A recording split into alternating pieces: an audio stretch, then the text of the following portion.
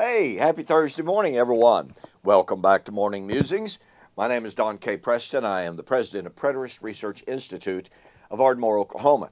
Got to remind you, Preterist Pilgrim Weekend coming up July 13th through the 15th. Our theme this year is the problems with postmillennialism. We have a fantastic lineup for you. 3 speakers who have never been on our dais before.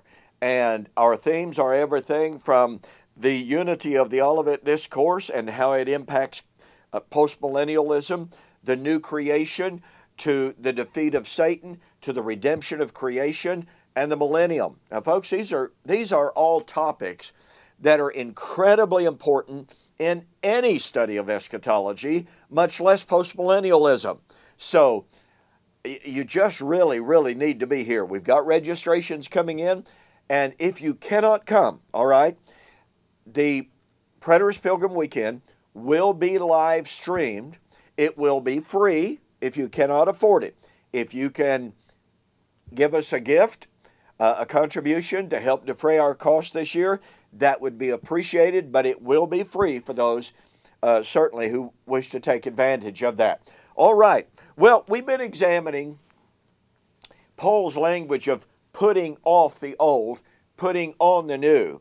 I've been sharing with you how in all of Paul's other discussions of putting off corruption, putting on the new man, that none of those discussions, even though they discuss resurrection, they are not focused on biological death. And I've shown that even in 1 Corinthians chapter 15, that Paul uses the subjunctive to encourage his audience to put on that new man, to put on the image of the heavenly. Okay, now we begin an investigation, a thematic investigation of what Paul said. When the mortal has put on immortality, when the corruptible has put on incorruptibility, then shall be brought to pass the saying, death is swallowed up in victory. Now, Paul here reveals for us the source of his resurrection doctrine. And that source was the Old Testament. It was God's promises made to Old Covenant Israel. Many of you may not really catch the power of that incredible fact. But let me share something with you very quickly. All 3 futurist views, postmillennialism, amillennialism, dispensationalism, or premillennialism, believes that the resurrection takes place at the end of the current Christian age. When the new covenant age comes to an end, when God's promises to the church are fulfilled. Now, dispensationalism would decry that, and yet they still believe that the second coming is at the end of the Christian age. Here's a problem.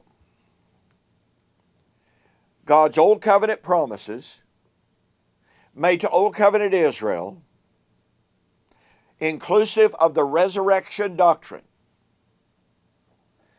that doctrine, that promise, those prophecies were made to Old Covenant Israel, Israel after the flesh. Paul in Romans chapter 8 spoke of the coming redemption of creation. William Bell will be speaking on this marvelous passage at Preterist Pilgrim Weekend. And Paul said that he and his audience were eagerly awaiting the redemption of the body, or the adoption, to wit, the redemption of the body. What were they waiting on? The adoption. In Romans 9, 1-3, Paul says, "Brethren, I testify, I could wish that I myself were accursed For my brethren, my kinsmen, according Israel, my kinsmen, according to the flesh, to whom belongs the adoption. Do you catch that?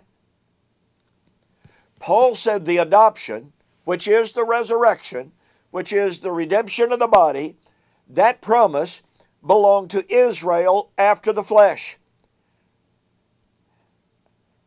Look, there's no way to overemphasize this point. Because if the adoption, the redemption, belonged to Israel after the flesh, I want you to follow me very, very carefully here. Not if, but since the adoption, the promise of the resurrection, belonged to Israel after the flesh, then we have very limited choices here. Point number one, the resurrection had to be fulfilled to Israel, for Israel, while Israel after the flesh, as God's covenant people, the people to whom those promises were made, still existed. So let me ask you a question. If you're an amillennialist, and if you're a postmillennialist, do you believe that Old Covenant Israel, Israel after the flesh, remains as God's covenant people today? Well, about 99.9% of all amillennialists and postmillennialists would say, no. Old Covenant Israel after the flesh does not exist as God's covenant people today. Okay, then one of two things. Number one, God's resurrection promises made to Old Covenant Israel after the flesh as His covenant people have been fulfilled.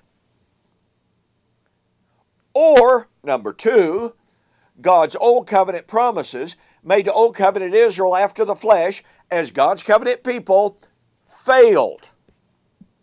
Now, Paul says, speaking of God's Old Covenant promises made to Old Covenant Israel after the flesh, Paul said those promises were irrevocable. They were not breakable.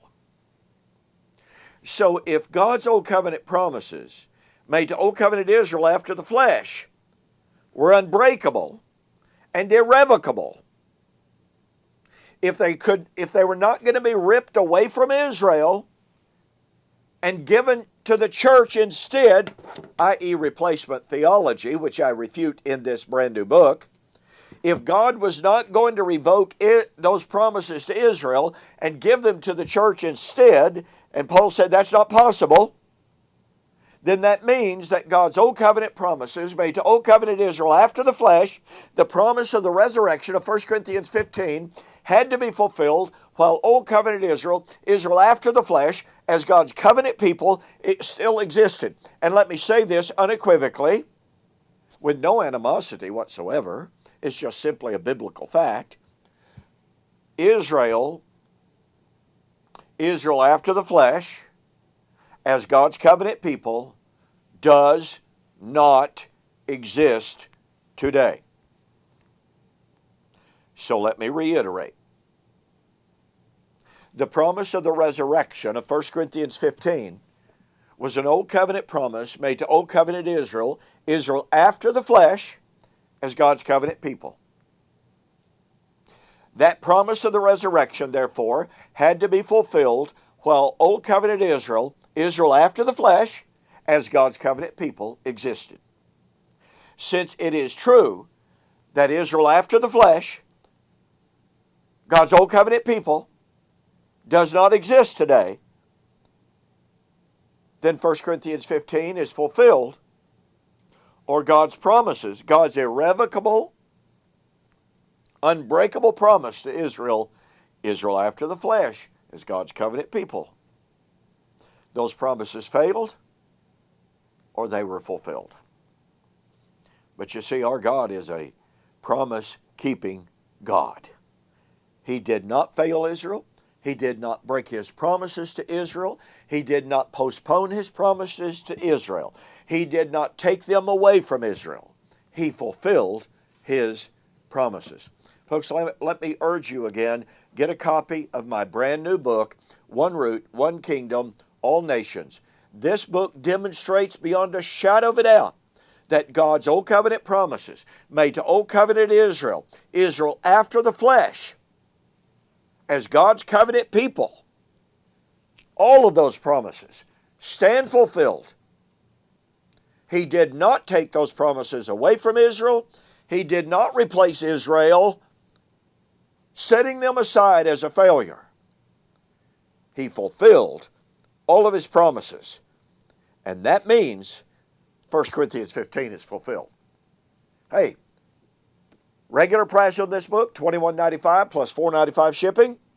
But if you will contact me and say, Don, I want a copy of your book, One Root, One Nation, All Kingdoms, your total cost will be $19.95. Okay, you can pay me through PayPal.